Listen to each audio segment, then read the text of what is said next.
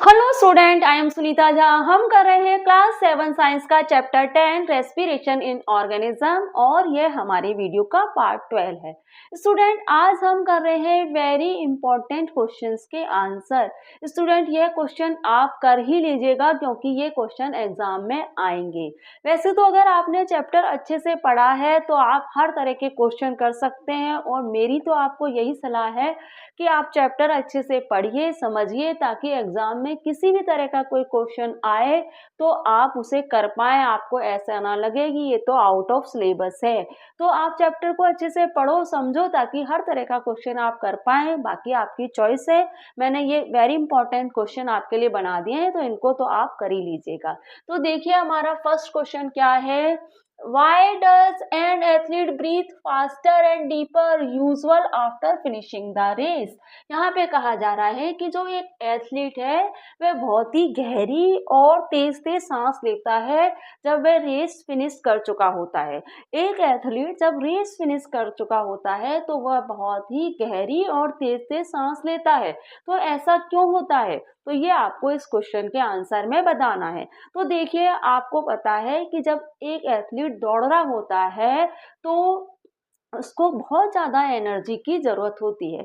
दौड़ते समय उसको बहुत ज़्यादा एनर्जी की ज़रूरत होती है और जितनी एनर्जी की उसे ज़रूरत होती है उतनी अमाउंट में ऑक्सीजन उसकी बॉडी में पहुंच नहीं पा रही है। जितनी एनर्जी वो यूज़ कर रहा है उतनी अमाउंट में ऑक्सीजन उसकी बॉडी में पहुंच नहीं पा रही है। तो ऐसी कंडीशन में क्या होता है कि एथलीट एनारोबिक रेस्पिरेशन भी करता है। एनारोबिक रेस्पिरेशन में क्या होता है कि बिना ऑक्सीजन के ही ग्लूकोज ब्रेक डाउन होता है, लेकिन ये शॉर्ट पीरियड के लिए ही हो पाता है क्योंकि ज़्यादा समय अगर एनारोबिक रेस्पिरेशन होगा तो लैक्टिक एसिड प्रोड्यूस होगा और क्या होगा, हाथ पैरों में दर्द होना स्टार्ट हो जाएंगे।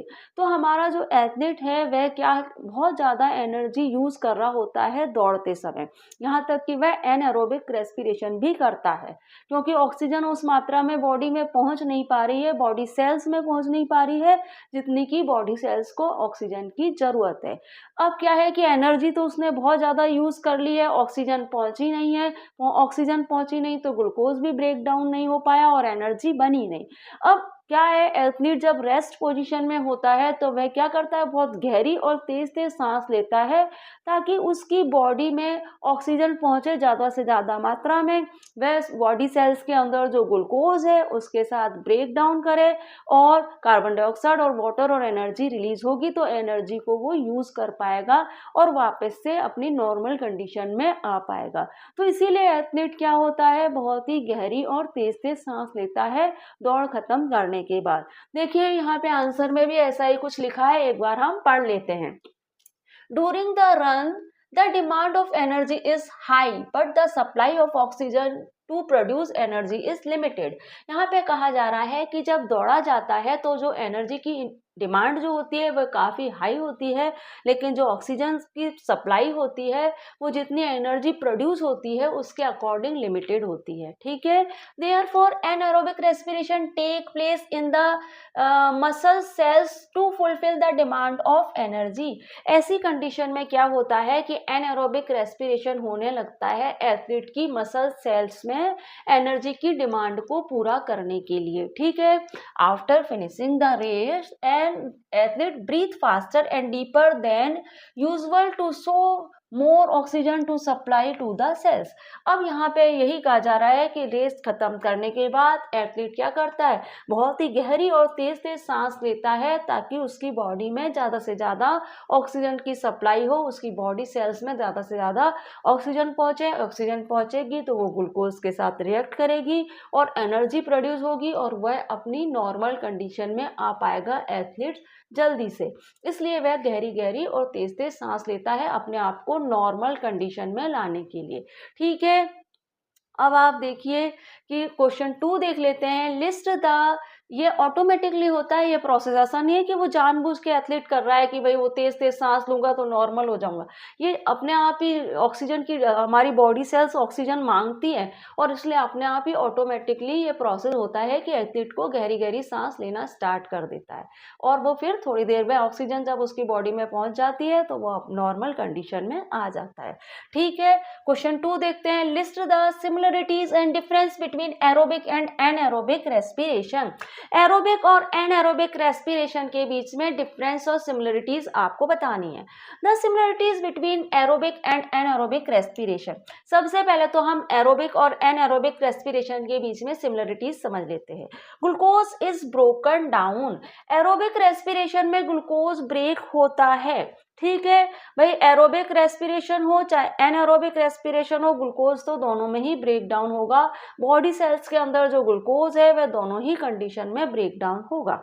ठीक है, ट्रांसफर रिलीज एनर्जी, और दोनों ही कंडीशन में चाहे रेस्पिरेशन एरोबिक हो चाहे एनारोबिक हो, एनर्जी रिलीज होगी। Take place inside the body cells, और कहाँ होगा ये रेस्पिरेशन? बॉडी सेल्स में होगा, चाहे रेस्पिरेशन एरोबिक हो चाहे एनारोबिक हो, ये होगा बॉडी सेल्स के अंदर लिविंग ऑर्गेनिज्म की बॉडी सेल्स के अंदर ये रेस्पिरेशन होगा। रिलीज CO2, और CO2 रिलीज होगी एरोबिक रेस्पिरेशन में भी और एनएरोबिक रेस्पिरेशन में भी CO2 रिलीज होगी। अब difference between aerobic and anaerobic respiration. Aerobic और एनएरोबिक रेस्पिरेशन के बीच का डिफरेंस देख लेते हैं। Oxygen is require for aerobic respiration. Aerobic respiration में ऑक्सीजन की जरूरत होती है। विदाउट ऑक्सीजन एरोबिक रेस्पिरेशन नहीं होता, क्योंकि जो एरोबिक ऑर्गेनिज्म होते हैं, जो एरोबिक लिविंग बीइंग होते हैं, उनका ग्लूकोज ऑक्सीजन जब उनकी बॉडी में पहुंचता है तभी ब्रेक डाउन होता है और कार्बन डाइऑक्साइड, एनर्जी और वाटर रिलीज होती है। तो एरोबिक रेस्पिरेशन होता है एरोबिक लिविंग बीइंग में ऑक्सीजन की होने पर, और oxygen is not required for anaerobic respiration. लेकिन जो एनारोबिक लिविंग बीइंग्स है उनको ऑक्सीजन की जरूरत नहीं है रेस्पिरेशन करने के लिए, उनका ग्लूकोज बिना ऑक्सीजन ही ब्रेक डाउन हो जाता है। ठीक है, end product are carbon dioxide, energy and water. अब जो एरोबिक ऑर्गेनिज्म होते हैं, एरोबिक लिविंग बींग्स होते हैं, वह जब ग्लूकोज और ऑक्सीजन उनके आपस में रिएक्ट करते हैं तो एंड प्रोडक्ट बनता है carbon dioxide, energy and water. लेकिन end product are lactic acid और इथेनॉल एंड CO2। जब एनारोबिक ऑर्गेनिज्म होते हैं उनका ग्लूकोज जब ब्रेक डाउन होता है विदाउट ऑक्सीजन, तो क्या होता है? लैक्टिक एसिड तो बनता है ह्यूमन में। अब ह्यूमन भी क्या होता है? शॉर्ट पीरियड के लिए एनारोबिक रेस्पिरेशन करता है। जब वह शॉर्ट पीरियड के लिए एनारोबिक रेस्पिरेशन करता है तो उसकी बॉडी में क्या होता है? लैक्टिक एसिड बनने लगता है। अब लैक्टिक एसिड बनता है तो क्या होता है? उसके हाथ पैरों में दर्द होने लगता है और ह्यूमन हैवी एक्सरसाइज करना अपने आप ही बंद कर देता है। इसलिए ह्यूमन शॉर्ट पीरियड के लिए ही एनारोबिक रेस्पिरेशन कर पाता है, क्योंकि ये विदाउट ऑक्सीजन होता है। और जो होता है, जो यूनिसेलुलर होते हैं, वह जब बिना ऑक्सीजन एनारोबिक रेस्पिरेशन करते हैं तो उनका एंड प्रोडक्ट क्या बनता है? इथेन, इथेनॉल और कार्बन बनता है और एनर्जी भी रिलीज होती है। ठीक है, अब एरोबिक रेस्पिरेशन जो होता है वहां पे मोर एनर्जी रिलीज होती है, क्योंकि एरोबिक रेस्पिरेशन जो होता है वो मल्टी सेलुलर लिविंग बीइंग में होता है। तो मल्टी सेलुलर लिविंग बीइंग है जिनके पास मिलियन सेल्स हैं, तो उनकी पर सेल में क्या होगा? ग्लूकोज ब्रेक डाउन होगा और एनर्जी रिलीज होगी। तो दिखती बात है वहां पे मोर एनर्जी रिलीज होगी। लेकिन क्या है? Less energy is release.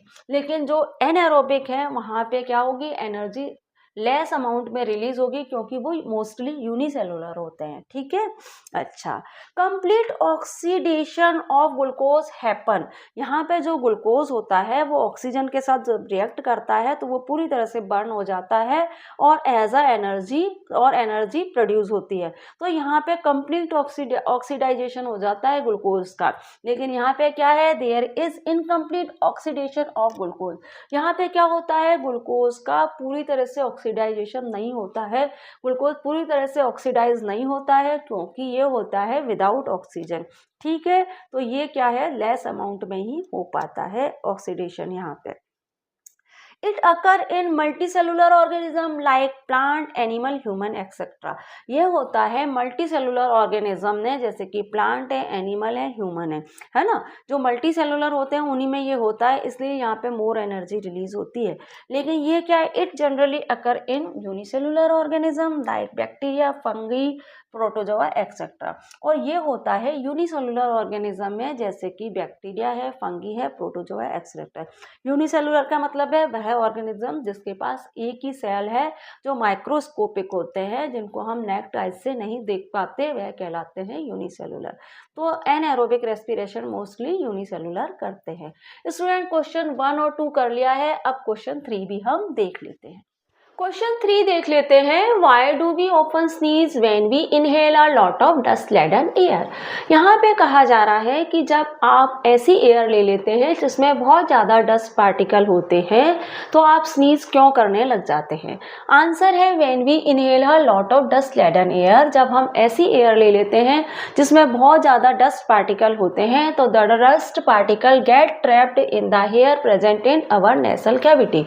तो ये डस्ट पार्टिकल क्या होते हैं, हमारी नेसल कैविटी के अंदर जो हेयर होते हैं वहां पे क्या होते हैं, ट्रैप्ड हो जाते हैं। आपके नोस्ट्रिल के रास्ते से, जो आपके नाक के 2 होल है, वहां से पहुंच जाते हैं आपकी नेसल कैविटी में, और नेसल कैविटी में जो हेयर है वहां पे ये ट्रैप हो जाते हैं। However sometime this particle may get past the hair in the nasal cavity. और कभी कभी ये जो डस्ट पार्टिकल होते हैं ये हमारी जो नेसल कैविटी के जो हेयर है वहां पे पेस्ट हो जाते हैं। ऐसी कंडीशन में क्या होता है, then they irritate the lining of the cavity. ऐसी कंडीशन में ये हमारी जो नेसल कैविटी की लाइनिंग है उसे इरिटेट करने लगते हैं, और as result of which we sneeze, और इसलिए हम स्नीज करते हैं। तो आपको समझ में आ गया होगा कि जब एयर में बहुत ज़्यादा डस्ट पार्टिकल होते हैं तो वह हमारे नॉस्ट्रिल के रास्ते से हमारी नेसल कैविटी में पहुंचते हैं। नेसल कैविटी में जो हमारे हेयर है वहाँ जाके ट्रैप हो जाते हैं, और वहाँ पे ट्रैप हो जाते हैं, वहाँ पे कभी कभी ये पेस्ट भी हो जाते हैं, और हमारी जो नेसल कैविटी की लाइनिंग है उसे इरिटेट करने लगते हैं। और ऐसी कंडीशन में क्या होता है, हम स्नीज करते हैं, हम छींकते हैं, और ये हमारे नोस्ट्रिल के रास्ते से डस्ट पार्टिकल आउट हो जाते हैं। तो क्वेश्चन 3 आपको समझ आ गया। क्वेश्चन 4 देख लेते हैं। Take 3 test tube. आप 3 टेस्ट ट्यूब लीजिए, fill 3/4 of each with water, और तीनों को ही 3/4 वाटर से फिल कर दीजिए। लेबल देम ABC, और इनको ABC लेबल लगा दीजिए इनके ऊपर। Keep a snail in test tube A. Test tube A में आप एक स्नेल रखिए। A water plant in test tube B. आप टेस्ट ट्यूब बी में एक वाटर प्लांट रखिए। And in C keep snail and plant both. और आप टेस्ट ट्यूब सी में स्नेल और प्लांट दोनों ही रख लीजिए। This test tube would have the highest concentration of CO2। कौन सी टेस्ट ट्यूब है जिसमें हाइएस्ट कॉन्सेंट्रेशन होगा CO2 का। अब आप देखिए कि आपका जो टेस्ट ट्यूब ए है उसमें तो स्नेल है। स्नेल क्या करेगा, कार्बन डाइऑक्साइड रिलीज करेगा और ऑक्सीजन लेगा। तो कार्बन डाइऑक्साइड रिलीज कर रहा है स्नेल, तो आपके टेस्ट ट्यूब ए में कार्बन डाइऑक्साइड की मात्रा काफी होगी। आपका टेस्ट ट्यूब बी है, उसमें क्या है, प्लांट है। प्लांट फोटोसिंथेसिस का प्रोसेस करते हैं, तो प्लांट तो कार्बन डाइऑक्साइड इनटेक कर रहे होंगे और ऑक्सीजन आउट कर रहे होंगे। तो आपके टेस्ट ट्यूब बी में भी क्या होगा, कार्बन डाइऑक्साइड ज्यादा मात्रा में रिलीज नहीं होगी according to test tube A. और आपका जो टेस्ट ट्यूब सी है उसमें स्नेल और प्लांट दोनों ही है। तो स्नेल तो क्या करेगा, ऑक्सीजन जो प्लांट रिलीज कर रहे हैं उसको ले लेगा और कार्बन डाइऑक्साइड आउट करेगा। अब स्नेल कार्बन डाइऑक्साइड आउट कर रहा है तो प्लांट उस कार्बन डाइऑक्साइड को ले लेंगे फोटोसिंथेसिस का प्रोसेस करने के लिए। तो यहाँ पे भी कार्बन डाइऑक्साइड ज़्यादा रिलीज नहीं होगी। तो आपने क्या देखा, टेस्ट ट्यूब ए में सबसे ज़्यादा कार्बन डाइऑक्साइड रिलीज हो रही है। तो आपसे यही पूछा गया है कि कौन से टेस्ट ट्यूब में सबसे ज़्यादा कार्बन डाइऑक्साइड रिलीज हो रही है।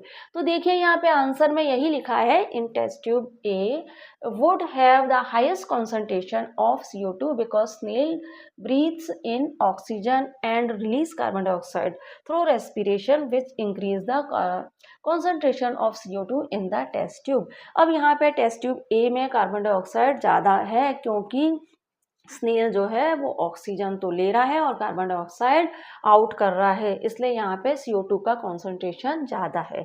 In test tube B water plant use of the CO2 from the photosynthesis.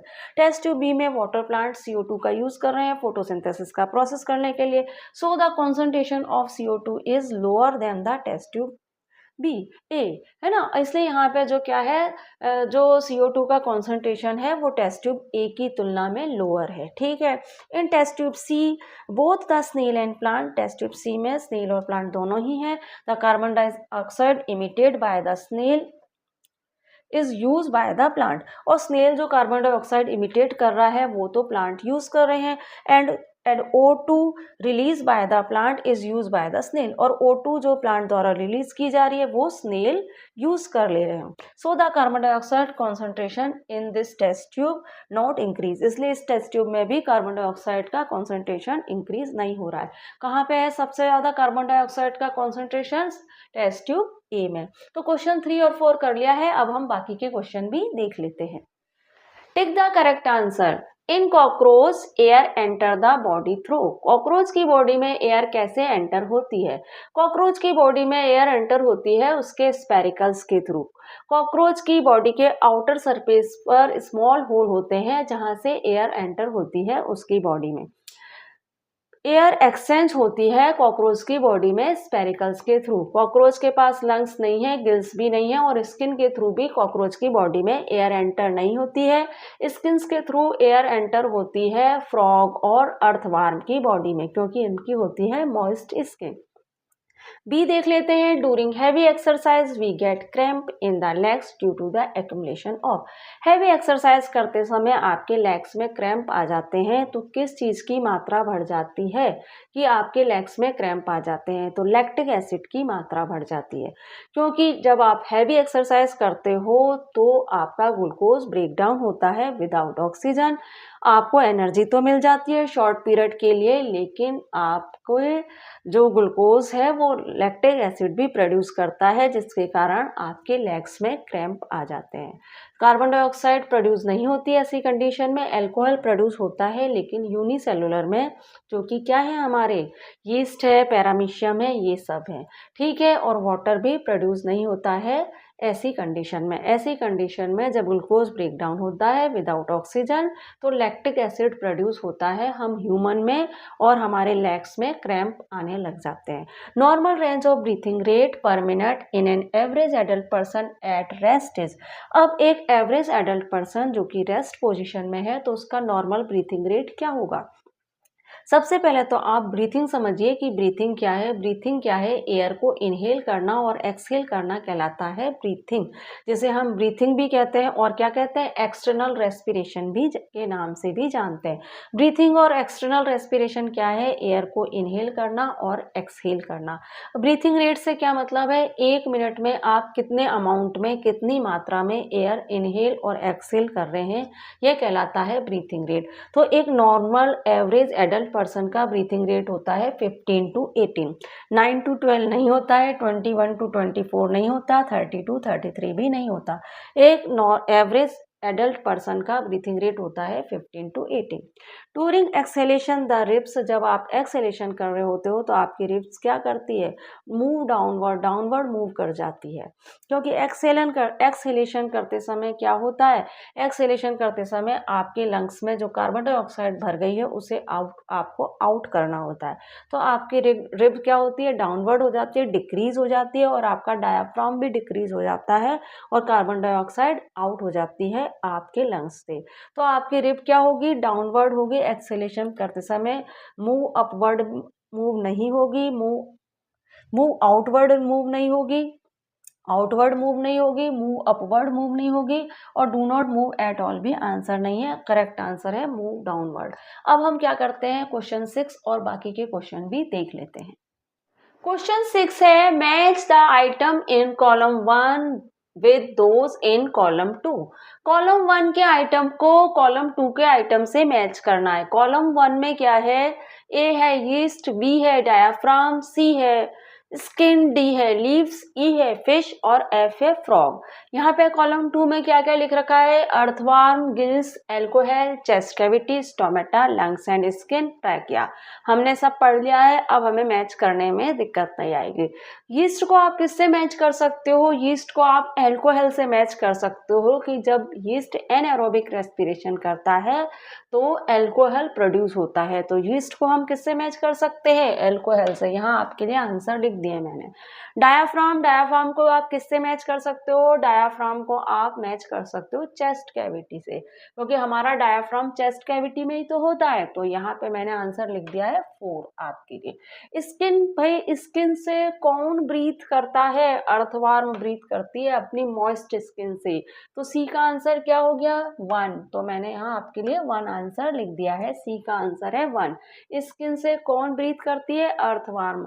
ऐसे याद नहीं करेंगे, ए का 3, बी का 4, सी का 1, ऐसे याद नहीं करेंगे, समझ के याद करेंगे, क्योंकि एग्जाम में किसी भी तरह से आ सकते हैं। ठीक है। लीव्स के पास क्या होता है? स्टोमेटा। तो हमारा आंसर क्या होगा? डी का 5। ठीक है।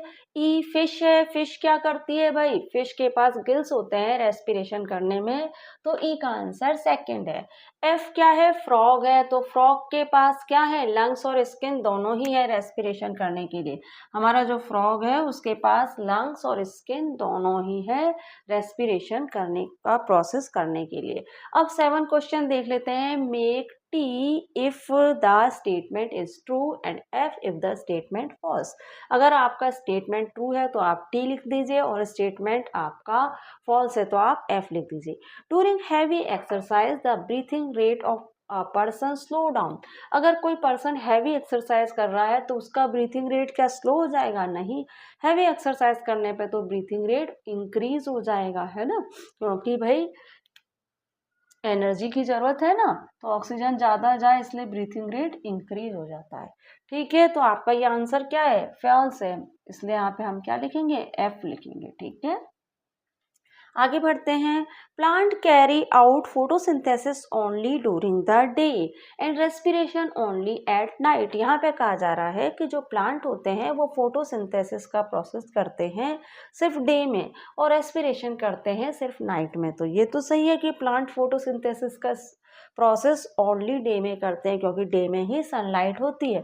लेकिन जो रेस्पिरेशन प्लांट करते हैं वो डे और नाइट दोनों टाइम करते हैं। ऐसा नहीं है कि डे में प्लांट आपके फोटोसिंथेसिस कर रहे हैं तो रेस्पिरेशन नहीं कर रहे होंगे, वे रेस्पिरेशन का प्रोसेस भी कर रहे होते हैं। थोड़ा स्लो होता है अकॉर्डिंग टू नाइट, पर रेस्पिरेशन प्लांट डे में भी कर रहे होते हैं। तो इसलिए हमारा ये आंसर इनकरेक्ट है, फॉल्स है, क्योंकि भाई यहाँ पे कहा है प्लांट सिर्फ नाइट में ही रेस्पिरेशन करते हैं।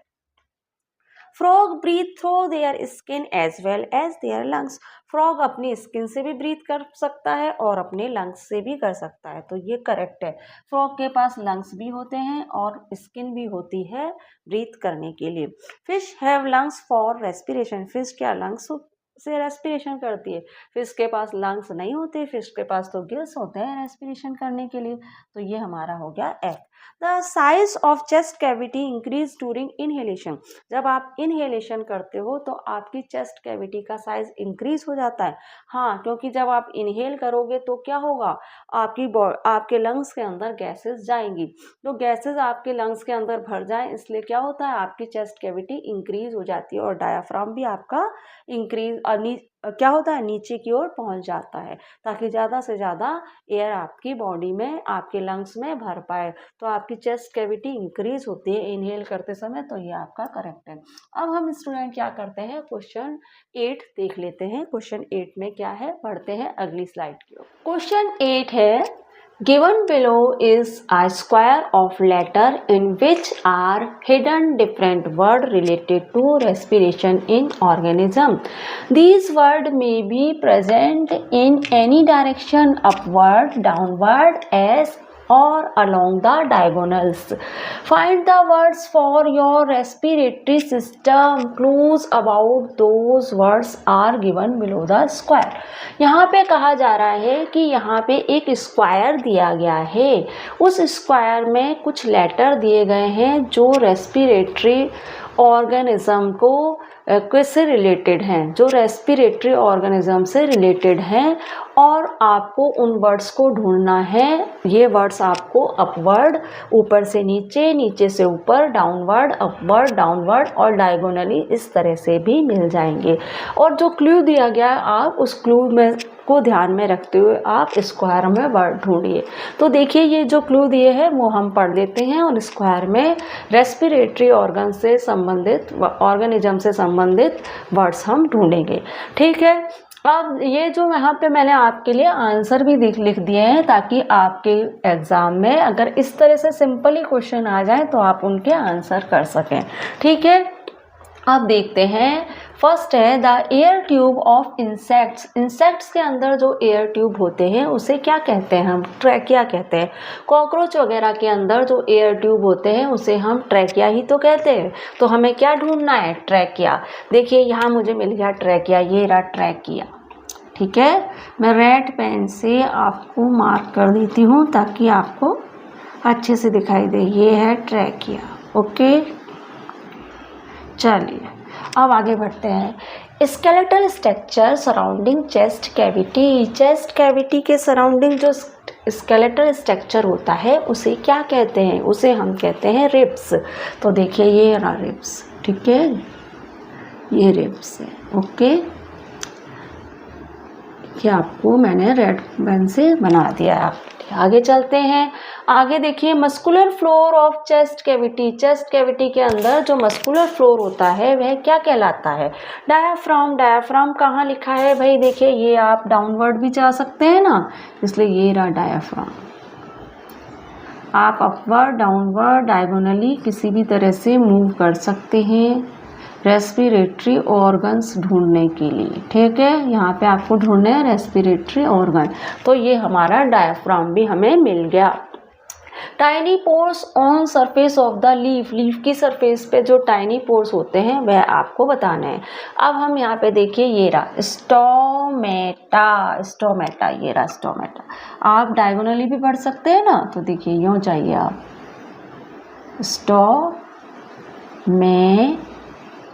स्टोमेटा। ठीक है, तो ये आपको मिल गया स्टोमेटा। ठीक है, चलिए आगे बढ़ते हैं हम। अब देखिए small opening on the side of the body of an insect. एक इंसेक्ट की बॉडी में उसके साइड में जो स्मॉल ओपनिंग होती है जिन्हें हम क्या कहते हैं? स्पेरिकल्स कहते हैं। आपको पता है कॉकरोच वगैरह की जो बॉडी होती है उनके साइड में स्मॉल ओपनिंग होती है जिसे हम स्पेरिकल्स कहते हैं। तो स्पेरिकल्स देखिए ये रहे स्पेरिकल्स। ठीक है, ये हमारा आंसर हो गया स्पेरिकल्स। ओके, अगर आपने चैप्टर पढ़ा है अच्छे से तो आपको कुछ दिक्कत नहीं आ रही होगी और यहाँ पे आप इजीली बॉक्स में ढूंढ सकते हैं। आगे देखते हैं the respiratory organ of human being. Human being का रेस्पिरेटरी ऑर्गन क्या है? उसका तो मेन रेस्पिरेटरी ऑर्गन क्या है? उसके लंग्स हैं।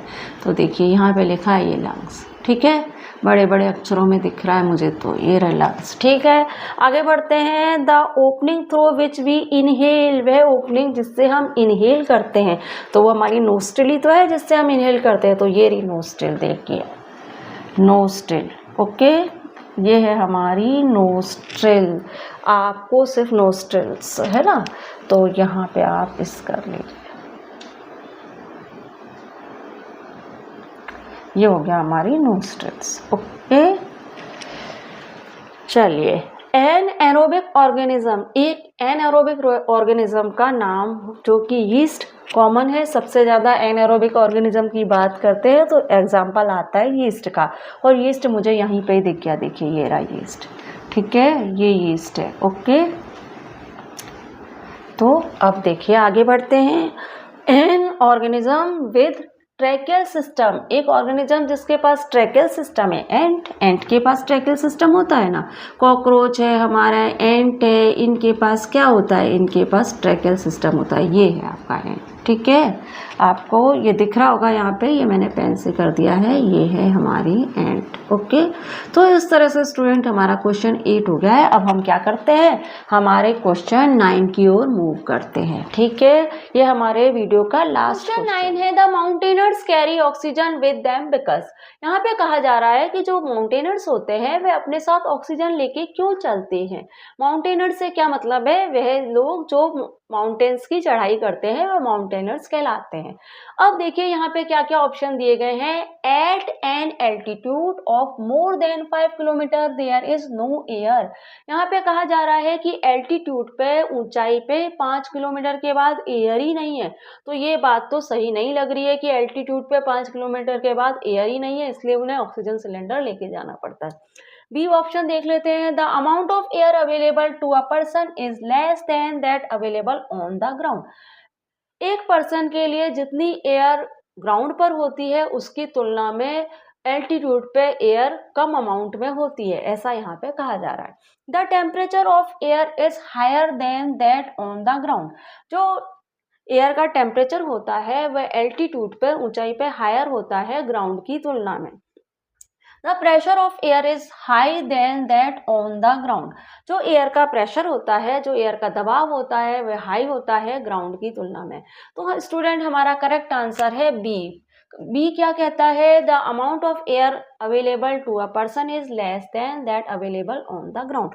ग्राउंड की तुलना में एल्टीट्यूड पे, ऊंचाई पे एयर जो होती है वो लेस अमाउंट में होती है, इसलिए माउंटेनर को ऑक्सीजन सिलेंडर लेके जाना पड़ता है ऑक्सीजन की कमी को पूरा करने के लिए, क्योंकि वहाँ पे एयर है लेस अमाउंट में। ग्राउंड में तो अच्छी खासी अमाउंट में एयर मिल जाती है, लेकिन ऊंचाई पर लेस अमाउंट में एयर मिलती है, इसलिए माउंटेनर को ऑक्सीजन सिलेंडर लेकर जाना पड़ता है ऊंचाई पर जाते समय। तो इस तरह से स्टूडेंट हमारा ये जो चैप्टर है रेस्पिरेशन इन ऑर्गेनिज्म, ये पूरी तरह से ख़त्म हो गया है। हमने इस चैप्टर को खूब अच्छे से पढ़ा, समझा, और हमने यहाँ पे MCQ टाइप क्वेश्चन भी करे, वेरी शॉर्ट क्वेश्चन के आंसर भी करे। शॉर्ट क्वेश्चन के आंसर भी मैंने आपको करा दिए हैं एक्स्ट्रा क्वेश्चन के रूप में, और वेरी इंपॉर्टेंट क्वेश्चन भी हमने यहाँ पे कर लिए हैं। स्टूडेंट आपके लिए बहुत ही मेहनत से वीडियो बनाए जाते हैं ताकि आपको फुल इंफॉर्मेशन मिले।